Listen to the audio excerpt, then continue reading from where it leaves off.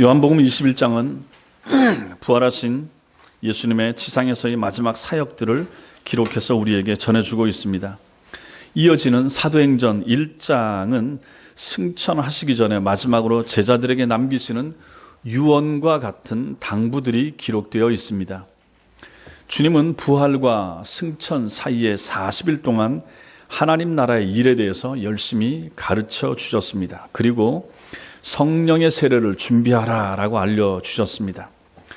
부활의 주님을 만나고 대화를 나누고 가르침을 받고는 있지만 여전히 미성숙하고 진리에 대해서 무지한 제자들에게 마지막으로 그들에게 그리고 훗날에 모든 신자들에게 절대로 잊어서는 안 될 최후의 당부를 남기셨는데 그것이 바로 오늘 본문의 말씀이 되는 것입니다. 그래서 여기 사도행전 1장 8절은 중요하고 또 여러분들이 이전에도 여러 번 설교를 들었을 수 있는 그러한 본문이 되는 것입니다.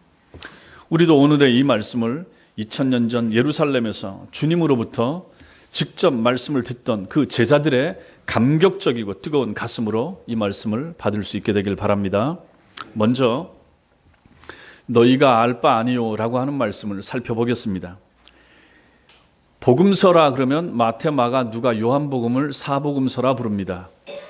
복음서의 마지막 장이 요한복음 21장입니다. 지금 여러분들이 펴놓으신 사도행전 1장 바로 앞장이 요한복음 21장이 되지요. 그 요한복음 21장은 교회의 역사와 사도들의 행적을 밝혀주고 있는 사도행전 1장과 맞물려 있다라는 점에서 대단히 중요합니다. 그 요한복음 21장의 마지막 단락은 이런 내용을 우리에게 전해주고 있습니다. 베드로가 순교할 것을 예수님께서 예고하시면서 베드로에게 주님을 따르라 하는 내용이 거기 18절 이하에 이렇게 나오고 있습니다. 그러자 베드로는 그 중요한 순간에 늘 함께 했던 사도 요한은 어떻게 될지, 사도 요한은 앞날은 어떻게 될 것인가에 대해서 궁금한 생각이 들었던 것입니다. 그래서 즉시 주님께 요한의 앞날에 대해서 물었습니다. 베드로가 그 순간에 요한의 앞날, 요한은 어떻게 될 것입니까? 라고 물었습니다. 그러자 주님께서는 이렇게 대답하십니다. 요한복음 21장 22절에 내가 올 때까지 그를 머물게 하고자 할지라도 내게 무슨 상관이냐 이렇게 말씀하십니다.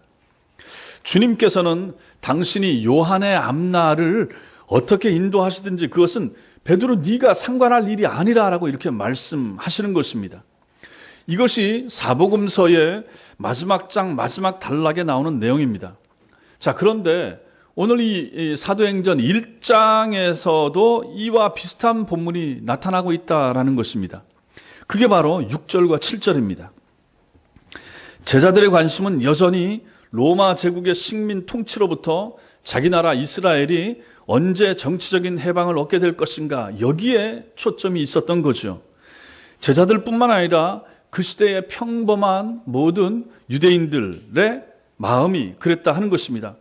메시아가 오시면 그 메시아의 지상 왕국이 문자적으로 임하게 될 것이다. 이 사람들은 이렇게 생각을 했으며 그래서 다윗 왕 시대에 누렸던 그 부요함과 군사력이 회복되는 것을 그들은 학수고대했다 하는 것입니다.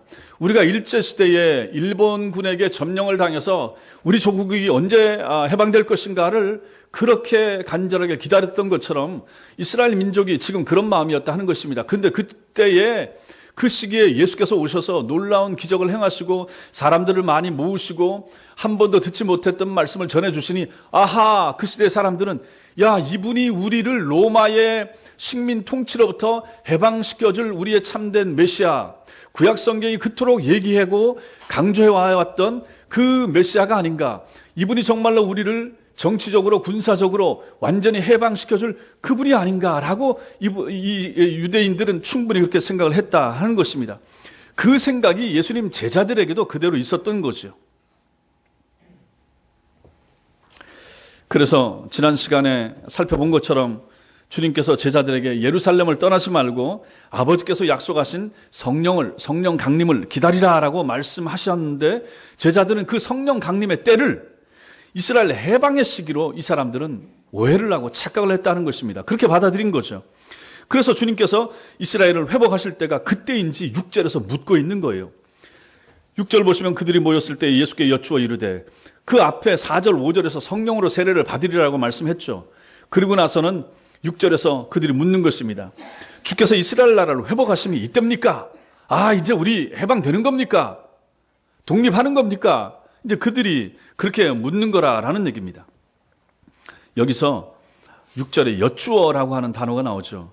이 여쭈어라고 번역된 이 동사가 헬라어 성경에 보면 미완료형으로 되어 있습니다. 이것은 제자들이 한 번 물은 게 아니라 계속 물었다 하는 것입니다. 반복해서 물은 거죠. 얘가 묻고 옆에 있는 제자가 묻고 반복해서 묻는 거죠.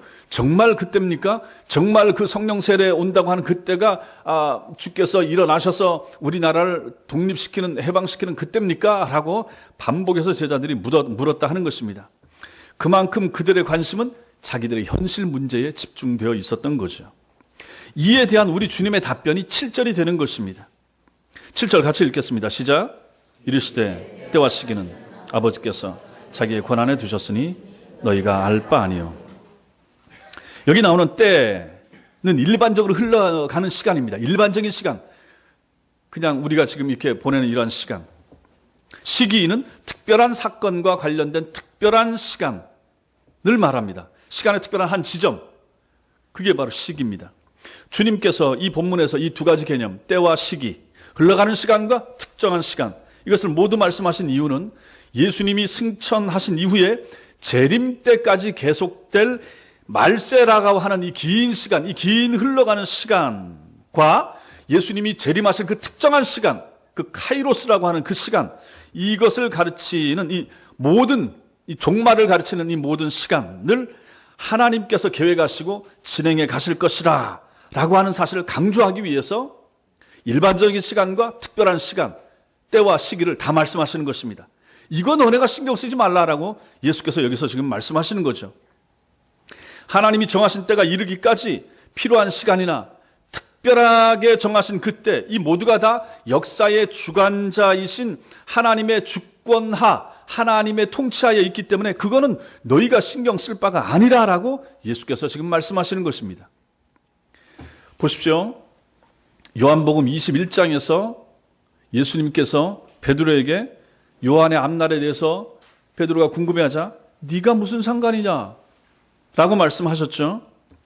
그렇게 요한복음을 마감하시고 나서 주님께서 사도행전을 시작하는 이 도입 부분에서 또 그 때에 대해서 물으니까 너희가 알 바 아니라 라고 예수께서 이렇게 강조해 주고 계시다라고 하는 것입니다.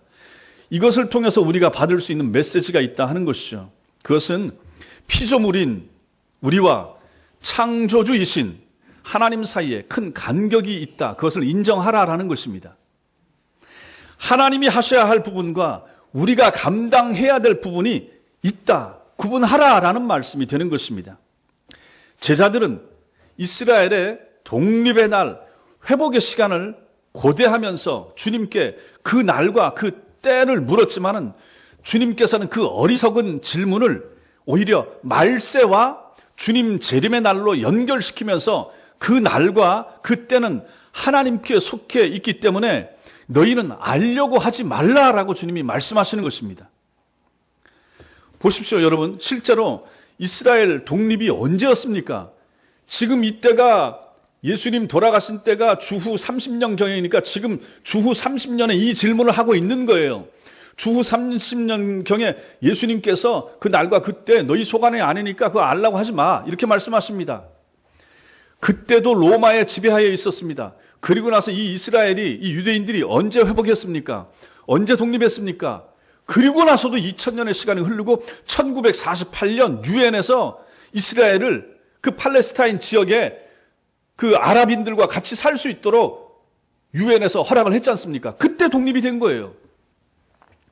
그때서야 자기 나라를 유대인들은 유럽과 전 세계에 흩어져 있는 사람들이 자기 나라, 자기 땅으로 돌아와서 그 유엔에 얘기하고 미국에 얘기해서 그들이 도와줘가지고 그때 회복을 하고, 그리고 그때부터 지금까지 아랍인들 사이에 계속해서 충돌이 있으면서 전쟁이 이어지면서 지금까지 저들은 저렇게 되고 있고, 그래서 지금 또 트럼프가 그 미국 대사관을 예루살렘으로 옮기겠다고 하는 그 일까지 지금까지 계속 이어진 거 아닙니까? 독립된 게 1948년인 거예요.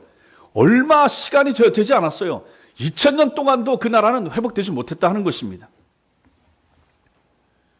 우리 주님 자신이 누굽니까? 유대인 아닙니까? 그분의 관심은 그럼에도 불구하고 자기 나라가 로마의 식민 통치로부터 회복되는 것에 있지 않았다는 것입니다. 또 그 일을 이루기 위해서 예수께서 앞장서시고 군대를 조직한다든지 광복군을 만든다든지 예수께서 이 일을 하시지 않았다는 것입니다. 거기에 주님은 관심이 없으셨어요. 오히려 주님의 의도는 무엇입니까? 당신의 제자들이 예수께서 승천하셔서 당신께서 보내실 성령의 능력 안에서 땅 끝까지 이르러서 예수의 증인이 되는 것, 여기에 주님의 마음과 관심이 있었다 하는 것입니다. 그렇다면 이 사실은 지금 21세기를 살고 있는 우리들에게도 똑같은 교훈을 주고 있다라는 것을 여러분들이 놓치시면 안 된다는 것입니다. 주님은 단순히 우리가 알고 싶어하는 우리의 앞날이나 우리 아이들의 장래를 보여주시거나 혹은 우리의 형통함을 보장하시는 분이 아닌 것입니다. 무당이나 역술인들이 100만 명이 됐다고 합니다. 엄청 많이 늘어난 거죠. 그만큼 궁금한 거예요. 앞날에 대해서 뭘 피해야 될지. 앞날이 불안한 거예요. 사업이 불안한 거예요. 아이들 장래가 불안한 거예요. 그래서 누군가를 의지하고 싶은 거예요. 무당을 찾아가고 점집을 찾아가는 거예요. 그 사람들이 100만 명에 이르고 있다라고 합니다. 예수 믿는 사람들 가운데는 안 가겠습니까? 알고 싶은 거예요. 앞날이 궁금한 거예요. 내 사업이 어찌 될지 궁금한 거예요. 그러면 우리는 궁금하죠. 주님도 궁금해 하시겠습니까? 성경을 봐. 안 궁금해 하세요, 주님은. 왜 안 궁금해 하십니까? 다 아시는 거거든요. 당신의 뜻은 거기에 있는 게 아니거든요. 여러분 사업이 잘 되는 것이 하나님의 뜻이라고 반드시 이렇게 연결시키지 말라라는 것입니다. 우리가 형통하고 잘 되는 것, 이것이 하나님의 관심, 예수님의 관심이 아닌 거예요. 심지어는 어디까지 연결시킬 수 있습니까? 우리는 우리 민족의 간절한 소망인 조국의 평화적 통일이 언제 올 것입니까? 거기 굉장히 궁금해하고 관심이 많이 있는데, 자, 그러면 우리 하나님도, 우리 예수님도 우리 대한민국이 통일되는 것에 대해서 크게 관심을 가지고 계시고 그러고 계시겠습니까? 오늘 말씀을 보면 아닌 거예요. 자기 나라, 유대 나라마저도 통일되는 것에 관심이 없으셔서 그때부터 내버려 두셔서 2000년의 시간이 흘러서 1948년에서야 비로소 독립되게 하셨던 그 주님이 지금 우리가 이렇게 절박해 하고 김정은이 핵을 가지고 위협하고 있다고 해서 이 땅에 살고 있는 대한민국 국민, 여기에 있는 신자들이 많고 그들이 기도 열심히 하니까 이걸 내가 허락을 해야 되겠다. 거기에 나도 관심이 있다. 주님이 이렇게 생각하시겠습니까? 아니라라고 하는 것입니다. 제가 보기엔 오늘 이 말씀을 통해서 보기에가 그렇지 않습니다. 우리 주님은 거기에 크게 마음을 두시지 않습니다. 지난주부터 평화적인 분위기가 무르익고 남한과 북한 그리고 미국과 북한이 대화를 하기로 결정을 했지만 그로 인한 어떤 가시적인 결과가 언제 어떤 모습으로 어떻게 우리에게 다가올지 우리는 아무도 모릅니다. 장담할 수 있는 사람은 아무도 없습니다. 우리는 그 날을 위해 기도합니다. 당연히 기도해야 되죠. 이 땅에 살고 있으니까. 기도하지만 하나님의 뜻은 누구도 알 수 없습니다. 반드시 그 일들을 통해서 가시적이고 좋은 결과를 통해서 10년 내에 하나님께서 통일을 허락하리라 장담할 수 없다 하는 것입니다. 전쟁이 날 것인가 안 날 것인가 얼마 전에 우리는 그것을 걱정했습니다. 지금 또 우리의 관심은 그럼 과연 통일이 될 것인가 안 될 것인가, 된다면 언제 될 것인가, 5년 내에 될 것인가 10년 내에 될 것인가.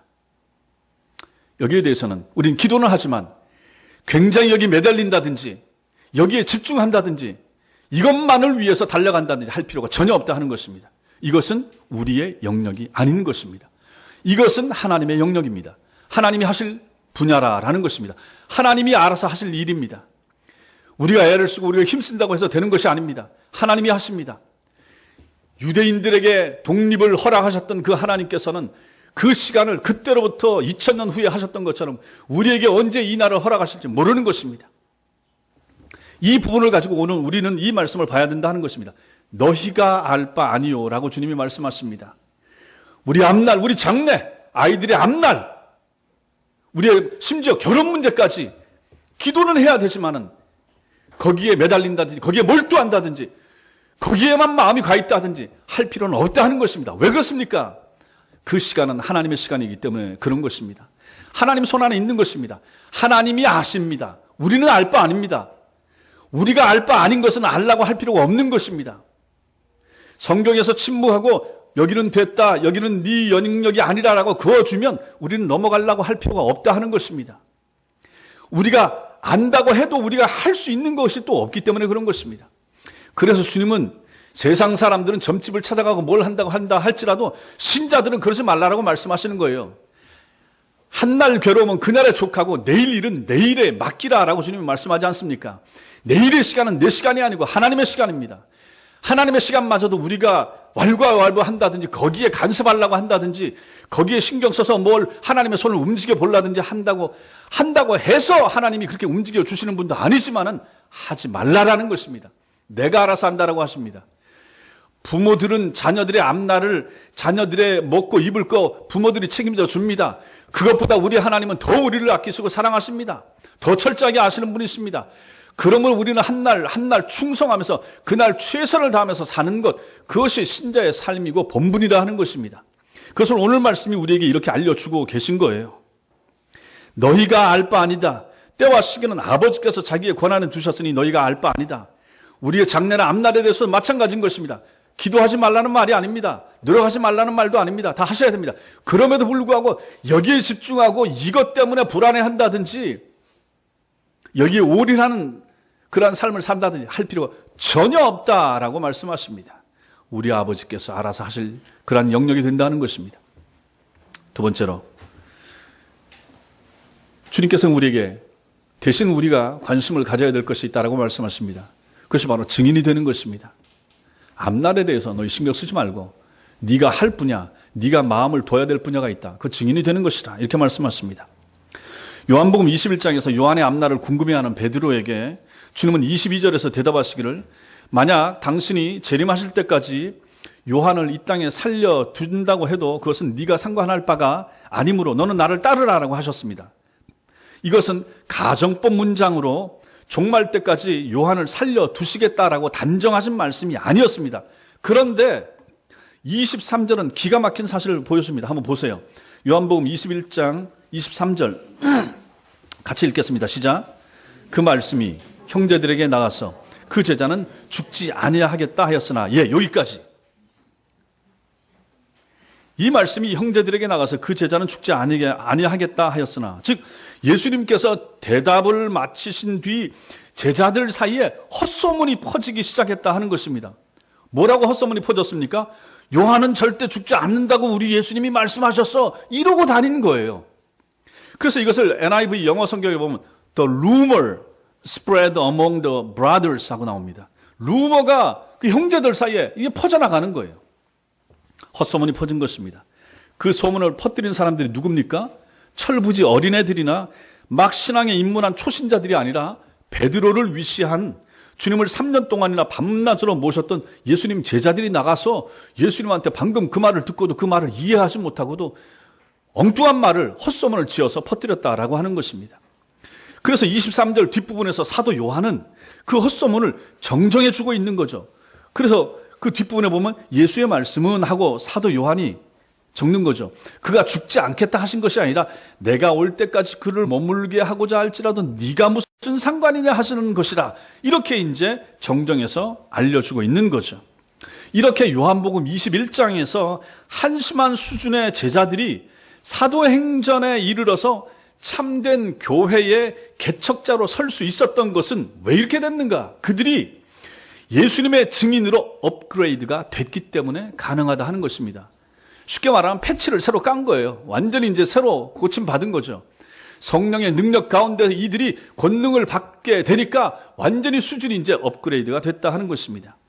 여기서 8절 말씀, 8절 같이 읽겠습니다. 시작. 오직 성령이 너희에게 임하시면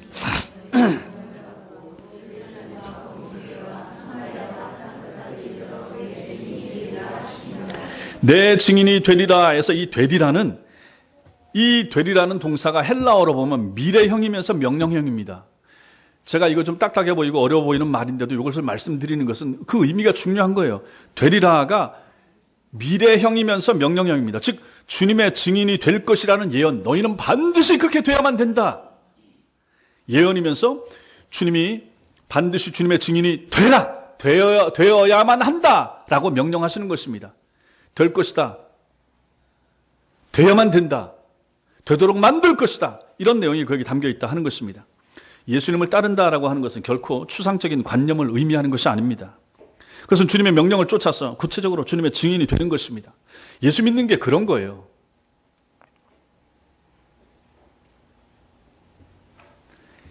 예수 믿는 것이 추상적이지 않습니다. 그냥 교회만 나온다고 되는 것이 아닙니다. 성경만 가지고 다닌다고 해서 예수 믿는 것이 아닌 것입니다. 어제도 결혼식 가서 옛날에 만났던 사람들, 신앙생활 같이 했던 사람들 만나고 대화하고 이렇게 돌아왔는데 듣다 보면 참 가슴도 답답하고 다 신앙생활을 하고 교회 다닌다고 하는데 하는 말들이 주일날은 열심히 나간다. 다른 일은 잘 안 하고 주일 예배만 2부 예배만 나간다. 3부 예배만 나간다. 또 이제 자식들 얘기도 하면서 자식들이 엄마 아빠 없어도 혼자 주일날 교회는 반드시 간다. 근데 그렇게 얘기합니다. 그러면서 굉장히 뿌듯해하고 그 정도면 잘 가르친 것처럼 이렇게 생각합니다. 많은 경우에 그렇게들 생각을 많이 하죠. 주일날 교회 안 빠지고 가면 신앙생활 잘하는 걸로. 주일 한 번 가는데 그거 가지고 신앙생활 열심히 하고 있고 잘하고 있고 그거 가지고 천당 가는 게 전혀 이상이 없을 것처럼 이렇게 생각하는 경우가 얼마나 많은가. 전 가만히 있었습니다. 뭐라고 그러겠습니까? 그냥 뷔페 음식이나 열심히 먹고 있었죠. 주님을 따른다는 것은 결코 추상적인 관념이 아닙니다. 구체적인 증인이 되는 거죠. 증인이 뭡니까? 법률용어로.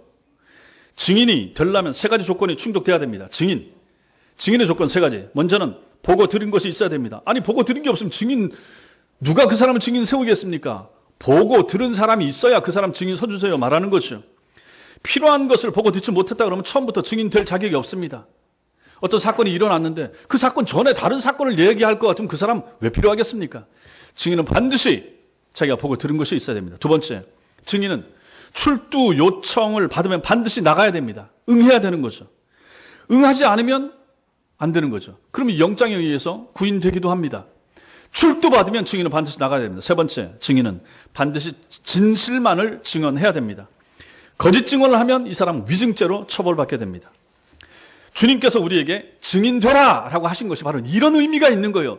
그냥 사도행전 1장 8절 말씀을 숱하게 듣고 읽으셨겠지만은 오늘 또다시 이 말씀을 설교로 들으면서 여러분 마음에 새기시라 하는 것입니다. 핵심은 증인되는 거예요.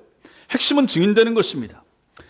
우리는 우리를 사랑하셔서 우리를 위해서 십자가의 제물로 돌아가시고 죽은 자 가운데서 다시 살아나신 주님에 대하여 듣고 그분의 역사를 우리 삶으로 체험한 산 증인들이 돼야 된다 하는 것입니다. 이게 바로 예수 믿는 거예요.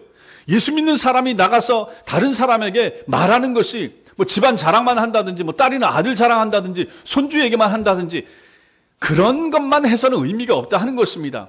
내가 예수쟁이로서 예수 믿는 사람으로서 내가 체험하고 내가 만난 예수에 대한 것이 내 말 가운데 내 대화 가운데 드러나지 않는다면 이 사람이 증인입니까? 증인 아닌 거죠. 자기 맛집 갔다 온 얘기하면 그 증인입니까?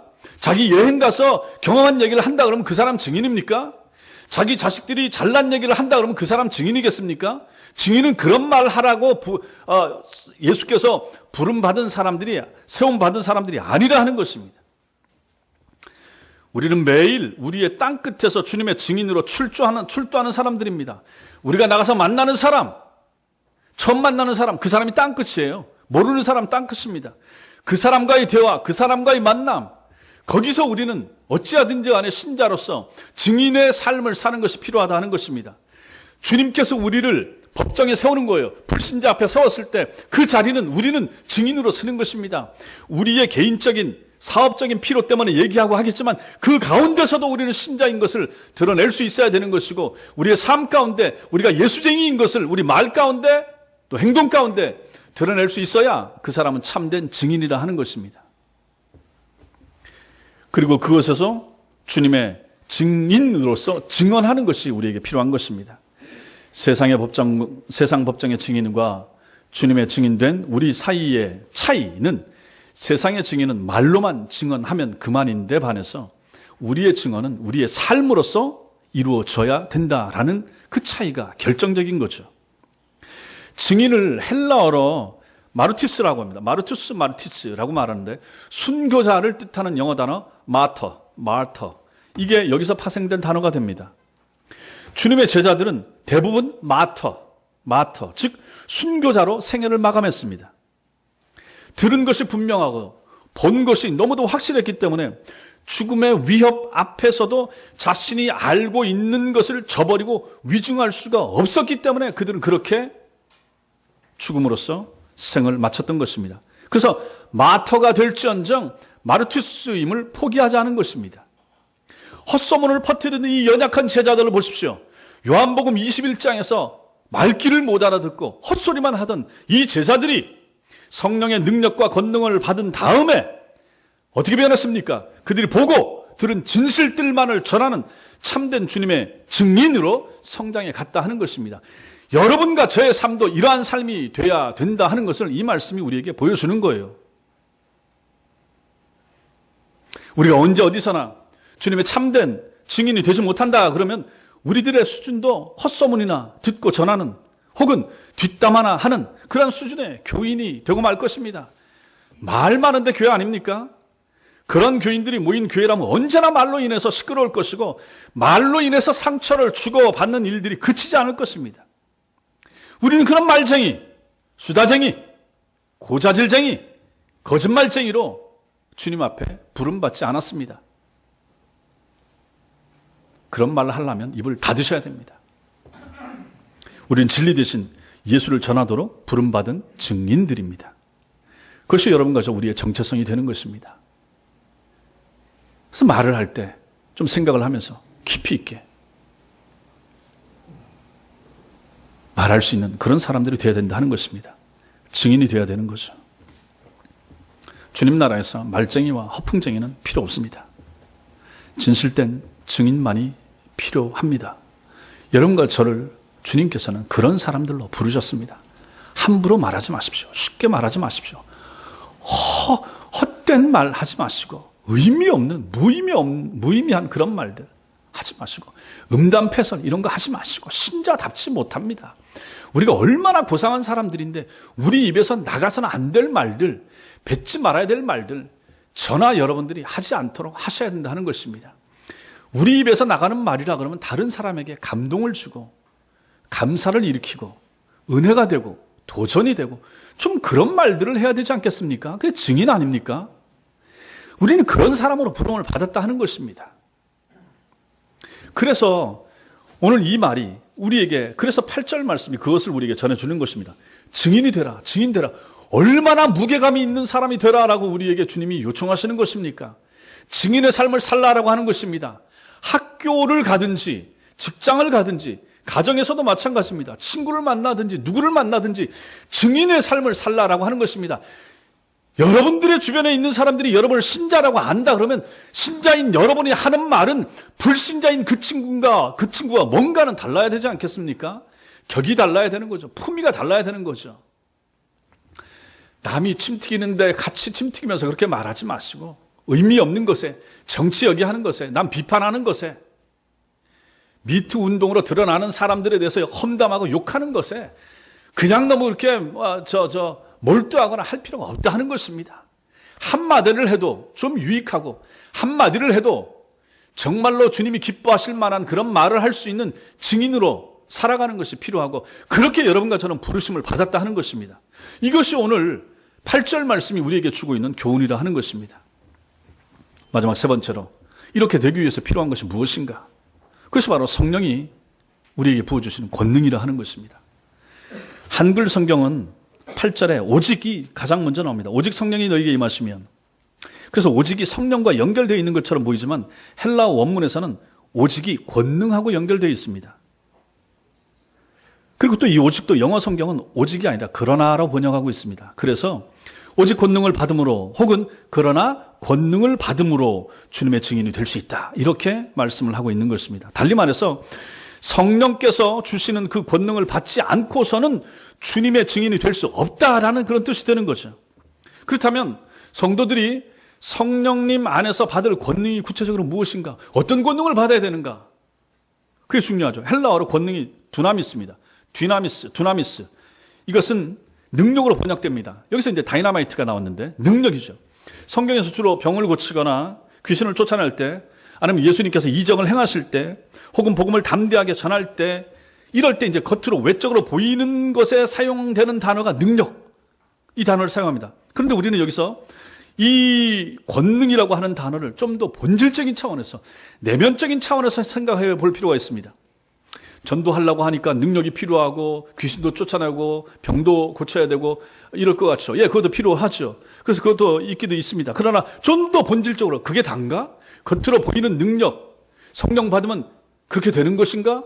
그것만 필요한가? 주님께서 공생애를 시작하시면서 가장 먼저 하신 일이 요단강에서 세례 요한에게 세례를 받으신 것입니다. 세례는 주님의 십자가 보혈로 죄 씻음 받은 인간이 주님 안에서 살아갈 것을 결단하고 공포하는 예식입니다. 나 이제 예수 믿습니다. 나 이제 예수쟁이 됩니다라고 공포하면서 결단하고 받는 의식, 이게 바로 세례죠. 그러므로 세례는 인간을 위한, 죄 있는 인간을 위한 예식이지 죄 없으신 주님을 위한 예식은 아닙니다. 그러므로 예수께서는 죄 없으신 분이시기 때문에 세례를 받으실 필요가 없었죠. 그럼에도 불구하고 죄 없으신 예수님께서 죄인인 세례 요한 앞에 무릎을 꿇고 요단강에서 세례를 받으셨습니다. 왜 받으셨지? 왜인가? 이것은 인간을 위해서 이 땅에 오신 인간에 대한 성자 하나님의 헌신의 행위가 되는 것입니다. 성자 하나님께서 인간의 육신을 입고 이 땅에 오셨다는 것 자체가 인간에 대한 하나님의 헌신의 모습이지요. 인간을 사랑하고 섬기신 것도 하나님의 헌신이 되는 것입니다. 예수님께서 당신 자신을 십자가의 제물로 드리신 것도 그런 차원에서 보면 하나님의 헌신입니다. 그렇지 않습니까? 하나님이 헌신한 거예요. 낮아진 거예요. 헌신한 거죠. 하나님이 무릎 꿇으신 거죠. 하나님께서 사람 몸을 입고 온 자체가 헌신하는 거 아닙니까? 그래서 고난받으시고 십자가에 죽으시고, 이게 다 하나님의 인간을 향한, 인간을 위한 헌신이다, 이렇게 볼 수 있는 것입니다. 주님의 세례 받으시는 장면을 묘사하고 있는 이 마태복음 3장 16절 이하에 의하면 주님께서 요단강에서 이렇게 세례 요한에게 세례를 받으신 직후에 어떤 일이 임했습니까? 하늘로부터 성령이 임했다고 그랬습니다. 하늘로부터 성령이 임해서 비둘기같이 내려왔다, 이렇게 기록하고 있습니다. 그것은 주님의 인간을 향한 헌신에 대한 성령 하나님의 확증이 되는 것입니다. 정말로 그렇다라는 걸 보여주는 거죠. 그리고 주님께서는 오늘 본문을 통해서 성령으로부터 권능을 받은 사람이 주님의 증인으로 살아갈 수 있음을 밝히고 있습니다. 그러므로 여기서 성령을 보셔야 된다 하는 거죠. 세례 받으실 때 예수님 위에 성령이 임하셨다. 헌신하시는 예수님 위에 성령이 임했다. 근데 이것을 오늘 말씀과 연결해서 보면 오직 성령이 너희에게 임하시면 너희가 권능을 받고 라고 할 때 이 권능은 무엇으로 볼 수 있는가? 헌신이 되는 거죠. 헌신입니다. 여기서 이 권능은 헌신의 권능입니다. 헌신의 능력이 되는 것입니다. 땅끝까지 이르러 복음을 전해야 될 주님의 제자들에게 진정으로 필요했던 것은 귀신을 쫓아내고 병자를 고치고 기적을 행하는 것뿐만 아니라 좀 더 본질적인 자기의 헌신의 삶이 필요했다 하는 것입니다. 사도 바울의 가르침처럼 사람의 방언과 천사의 말을 하며 예언하는 능력이 있어 모든 비밀과 모든 지식을 알고 또 산을 옮길 만한 능력이 있을지라도 사랑에 근거한 헌신의 삶이 없이는 주님의 증인일 수도 진정한 선교의 열매를 거둘 수도 없다 하는 것을 결국은 이 말씀이 우리에게 가르쳐주고 있는 것입니다. 따라서 진정으로 성령 충만한 그리스도인이라 하는 것은 성령님 안에서 자기 헌신의 삶을 사는 사람이다, 이렇게 볼 수 있는 것입니다. 성령 받은 사람이 누구인가? 헌신하는 사람이라 하는 것입니다. 성령을 받은 증거가 무엇입니까? 주님을 위해서 헌신한 것이 있을 때 그 사람이 진짜 성령 받았구나. 우리는 이렇게 볼 수 있는 것입니다. 1985년 4월 5일 미국인 언더우드와 아펜젤러가 저 인천 제물포 항에 내린 것을 계기로 해서 구미 각국에서 조선 선교가 본격적으로 이루어졌습니다. 그래서 수많은 교단의 선교사들이 이 땅에 들어와서 살다가 죽기도 하고 또 일정 기간 사역하다가 본국으로 돌아가기도 했습니다. 이 선교사 숫자가 얼마나 되는지는 제가 알아보지 못했습니다. 그들로 인해서 정치, 경제, 사회적으로 암울하고 척박하던 우리 조선 땅에 복음의 씨앗이 뿌려진 것을 생각하면 정말로 우리는 그 초기에 이 땅에 들어왔던 그 선교사들에게 정말로 감사해야 될 것입니다. 그러나 이 땅에 발을 디뎠던 선교사들이 모두 선교사로서의 확실한 자질이나 자격을 제대로 갖추었던 것은 아닌 것 같습니다. 그래서 말도 안 되는 선교사들도 이 땅에 있었던 것을 기록을 통해서 보게 됩니다. 어떤 선교사는 어떤 아이가 자기 과수원의 과일을 훔쳐 먹었다고 해서 그 아이 버릇을 고친다고 붙잡아다가 나무 밑에 매놓고 염산을 가지고 붓으로 염산을 찍어서 얼굴에다가 도적, 양쪽 얼굴에 도적이라고 써서 그렇게 했던 선교사 헤이스머라고 하는 선교사가 그런 짓을 했다라고 조선일보 1926년 6월 28일자에 이런 기사가 나온 적이 있다라고 합니다. 혹은 교인들의 어깨에 지운 가마를 타고 신방다는 선교사도 있었다라고 한국교회사는 전하고 있습니다. 그때 같으면 충분히 그럴 수도 있겠다라고 생각되십니까? 근데 그분이 선교사입니다. 선교사가 선교하러 나온 땅에 있는 사람이 메고 가는 가마에 타고 신방하러 다닌다. 가능하겠습니까? 1950년대, 55년 이때쯤 어린 시절을 부산에서 보낸 어떤 목사님은 당시 부산 대신동에서 가장 크고 호화로운 집에 한번 들어가 본 적이 있는데 그 집이 바로 미국 선교사 집이었다. 그때 좌식 변기까지 있었고 뭐 그런 것까지 쭉 써놓은 것도 읽어보았습니다. 이런 종류의 선교사들은 주님을 위해 헌신된 선교사라고 결코 볼 수가 없는 것입니다. 오늘 말씀에 비춰보면 이 사람들은 뭘 받지 못했습니까? 성령의 권능을 받지 못한 채 돈만 가지고 이 땅에 들어왔다. 이렇게 볼 수가 있는 거죠. 자신의 세속적인 소망과 인간적인 유익을 위해서 선교를 가장하고 잠시 다녀간 사람들일 뿐입니다. 우리도 땅끝까지, 여러분과 저도 땅끝까지 증인의 삶을 살라라고 부르심을 받은 사람들입니다. 이것을 오늘 1장 8절 말씀을 통해서 우리가 확인했습니다. 여러분과 저는 증인이 돼야 됩니다. 주님의 명령입니다. 돼야만 됩니다. 어정쩡하게, 어중간하게 증인인지 아닌지 그런 사람은 소용이 없습니다. 그런 사람은 하나님 나라에서 나중에 우리 같이 못 만납니다. 증인이 돼야 됩니다. 확실한 증인들만 하나님 나라에서 보게 될 것입니다. 그런 증인의 삶을 살라라고 부름받았습니다. 이러한 우리에게 절실한 것이 무엇입니까? 이러한 확실한 증인의 삶을 살기 위해서 여러분과 저에게 필요한 것이 무엇입니까? 그게 바로 성령의 권능이 되는 것입니다. 성령의 능력이 되는 거죠. 그것이 뭡니까? 병 고치고 이적을 행하고 그게 아닌 것입니다. 뭡니까? 헌신입니다. 하나님의 은혜가 임해야 헌신하게 됩니다. 목이 빳빳하게 곧은 사람들은 성령 못 받은 사람입니다. 정말로 성령의 은혜를 받으면 그렇게 살 수가 없습니다. 자기가 얼마나 죄인인지 아는데 그 죄인은 자기를 위해서 예수가 죽으신 것을 아는 사람이 어찌 교회 안에서 교만할 수가 있는가? 말도 안 된다 하는 것입니다. 성령 받은 사람의 특징은 겸손합니다.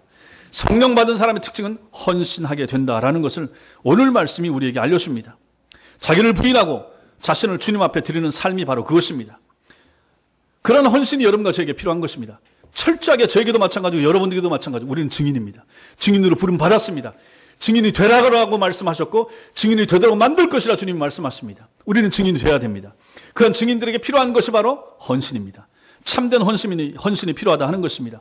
시간을 철저하게 주님 앞에 드리고자 애쓰는 사람이 바로 권능 받은 사람입니다. 이게 바로 헌신된 사람입니다. 주일을 주님 앞에 잘 지키고 주일에 하나님 앞에 드려야 될 시간에 기도해야 될 시간에 말씀을 읽어야 될 시간에 자기를 드릴 줄 아는 사람, 그렇게 헌신하는 사람, 성령 받은 사람인 거죠. 우리가 성령 받은 걸 뭘로 보겠습니까? 지금 무슨 성령이 비둘기에서 임합니까? 지금 무슨 성령이 불같이 임하겠습니까? 아닙니다. 그 사람이 하는 행실을 보면 정말로 성령이 임했는가 임하지 않았는가를 우리는 실제로 볼 수 있는 거죠. 내가 힘껏 일해서 얻은 물질을 하나님의 교회에 헌금으로 즐거이 드리는 사람도 권능 받은 사람입니다. 이게 바로 헌신하는 사람이 된다 하는 것입니다. 제가 헌금에 대해서 설교를 자주 한다든지 강조하지 않지만 이런 말씀이 나올 때는 분명하게 말하는 것입니다. 헌신된 사람만이 헌금을 제대로 하는 것이죠. 돈 아깝지 않은 사람 이 땅에 아무도 없습니다. 피 같은 생명이, 내 생명이 묻어있는 돈인데 어찌 다른데 내놓는다는 것이 쉽겠습니까? 어렵습니다. 그런데 정말 성령을 받고 은혜를 받고 헌신을 하고 증인으로 산다라고 결단하고 증인의 삶을 살고자 하는 사람이라 그러면 물질을 내는 거죠. 하나님의 교회를 위하여. 하나님의 교회가 증인된 사람들을 모아서 증인의 역할을 감당하도록 운영되어 가는 하나님의 기관이라는 것을 믿고 알고 인정한다면 드린다 하는 것입니다. 그 물질로 인하여 증인을 키워내고 그 물질로 인하여 불신자가 증인이 되는 그 일에 이 물질이 쓰인다는 것을 생각한다 그러면 아깝지 않은 거죠. 자발적으로 하는 거죠. 준비해서 하는 거죠. 그런 차원에서만 저는 헌금을 강조한다 하는 것입니다. 내 몸으로 하나님의 일을 위해서 드리고자 하는 사람도 성령의 권능을 받은 사람이 되는 것입니다. 여러분들이 교회를 위해서 충성하고 섬기고 애를 많이 쓰시죠. 반찬을 준비하고 교회 청소도 하시고 차량 봉사도 하시고 아이들도 가르치시고 교회를 위해서 이것저것 많이 하시죠. 잘하시는 것입니다. 성령 받은 사람의 가슴에 불이 있을 때 그것이 가능해지는 것입니다. 집에서는 잘 안 하고 그럼에도 불구하고 교회 와서 그렇게 헌신하고 남을 위해서 섬기고 충성하는 것, 그것이 바로 성령 받은 사람들의 증표가 된다 하는 것입니다. 성령 받을 때 가슴이 뜨거울 때 가능한 거예요. 그것이 없으면 이런 일 할 수 없습니다. 내 몸 하나 하기도, 우리 아이들 돌보기도 버거운데 내가 주일날 교회까지 와서 꼭 이 일을, 집에서 하던 일을 오늘 하루라도 좀 쉬고 싶은데 여기까지 와서 손에 물 묻히고 싶은가, 이런 생각한다 그러면 할 수가 없는 거죠. 성령 받으면, 참된 증인이 되면 증인들은 그런 생각하지 않습니다. 성령의 권능은 예수님이 본을 보이셨던 것처럼 참된 헌신을 통해서 드러나기 때문에 그런 것입니다. 예수께서 그토록 낮아지셨다 그러면 여러분과 제가 못 낮아질 지경이 어디겠습니까? 여러분과 제가 낮추지 못할 분야가 어디겠습니까? 사랑하는 성도 여러분, 하나님이 우리들에게 알도록 허락하시지 않은 부분들에 대해서 우리는 알고자 하지 말아야 합니다. 우리에게 속하지 않은 부분들에 대한 지나친 관심이나 잘못된 호기심은 오히려 불신앙일 뿐입니다. 앞날을 알지 못하게 하신 것은 우리를 사랑하시는 하나님이 우리를 위해서 일하시는 그분의 방식입니다. 그래서 모르게, 그러면서도 하나님이 다 하시는 것, 그것이 바로 그분이 일하시는 방식이라 하는 것입니다. 이것을 인정하는 신앙, 그것이 바로 하나님 주권 신앙입니다. 그분은 당신의 뜻대로 행하시고 당신의 시간에 그것을 완성하실 것입니다. 하나님이 하십니다. 하나님이 하십니다. 믿으셔야 됩니다. 그리고 그 앞에 엎드리셔야 됩니다. 그리고 주님이 관심을 가지고 계신 부분에 우리도 초점을 맞춰야 됩니다. 그것은 우리가 증인이 되는 것입니다. 여기에 하나님의 관심이 있는 거죠. 예수님의 관심이 여기에 있는 것입니다. 그 나라가, 그 유대 나라가 회복되고 독립되는 것에 우리 주님의 관심이 있지 않았습니다. 100년 후에 그들을 회복시키는 것이 예수님의 관심이 아니었습니다. 다니엘 같은 사람, 다윗 같은 사람을 다시 그 땅에 보내가지고 로마로부터 그 나라를 구출해 내는 것이 예수님의 관심이 아니었다 하는 것입니다. 그렇다면 우리의 관심도 마찬가지가 되는 거죠. 주님의 관심이 무엇입니까? 여러분과 저에게 있었던 것이죠. 여러분과 저희가 증인이 되는 것. 예수님 제자들이 그 시원찮아 보이는 그 11명의 제자들이 주님의 참된 증인이 되게 만드는 것, 거기에 우리 주님의 마음과 관심과 초점이 있었다 하는 것입니다. 우리 한 사람 한 사람이 예수의 증인, 우리 한 사람 한 사람이 여호와의 증인, 우리 한 사람 한 사람이 성령의 증인이 되는 것, 그것이 우리 주님의 관심이고 초점이라 하는 것입니다. 우리 주변에서부터 먼 곳까지, 가까운 사람부터 아니면 외국인에 이르기까지 예수님을 전하는 증인이 되는 것, 이것이 우리를 향한 주님의 뜻이라 하는 것입니다. 여기에 우리 주님의 초점과 마음이 맞추어져 있는 것이요. 그러므로 우리도 순교를 마다하지 않는 그러한 예수님의 증인이 될 수 있어야 된다는 것입니다. 증인은 순교까지 각오해야 됩니다. 예수님 제자들이 다 이렇게 했던 것처럼. 물론 그런 일이 우리 시대에는 잘 일어나지 않을 수도 있겠지만 그럼에도 불구하고 그런 자세와 그런 각오가 여러분과 저에게 필요하다 하는 것입니다. 아니 세상 일은 죽기 살기로 하잖아요. 건강을 상해 가면서 일하고 돈 벌려고 애를 쓰잖아요. 그것과 같은 마음으로 예수의 증인이 되는 것, 교회를 섬기는 데 있어서 그런 마음의 자세를 가지고 하나님과 교회를 섬기라라고 주님께서 오늘 이 말씀을 통해서 여러분과 저에게 도전해 주고 계시다라고 하는 것입니다. 이런 증인의 삶을 위해서 가장 절실하게 요구되는 것이 무엇입니까? 성령의 권능입니다. 성령의 권능을 받아야 증인이 될 수 있습니다. 그 권능은 여러 가지를 포함하고 있지만 이 시대에 우리에게 가장 절실하게 요구되는 것은 주님을 위해서 헌신하고자 하는 마음입니다. 헌신이 권능입니다. 헌신이 능력입니다. 참되고 온전한 헌신이 능력이고 권능입니다. 권능 있는 제자는 헌신된 제자입니다. 참된 헌신의 마음을 가진 사람들이 성령의 능력을 받은 종들입니다. 여러분과 제가 이러한 권능 있는 제자들이 될 수 있게 되길 바랍니다. 이러한 제자, 이러한 권능 있는 제자, 권능이 능력이 다른 게 아닌 거예요. 병자를 고치고 다른 무슨 이적을 행하는 것이 아닌 거예요. 내 가슴 속에 예수가 있어서 성령이 임해서 뜨겁게 주님을 사랑하고 교회를 사랑하고 교인들을 사랑하고 예수를 모르는 영혼들을 사랑하는 마음이 있을 때 그 사람은 권능을 받은 사람이라 하는 것입니다. 참된 헌신의 마음을 가진 사람들이 성령의 능력을 받은 종들이 되는 것입니다. 여러분과 제가 이런 사람들이 되어야 됩니다. 우리 삶의 온전한 목적이 예수님을 증거하는 것이 되는 그러한 삶을 살 수 있게 되길 바랍니다. 하나님께서 성령의 권능을 저와 여러분 위에 차고 넘치도록 풍성하게 부어주시기를 주님의 이름으로 축원합니다. 기도하겠습니다.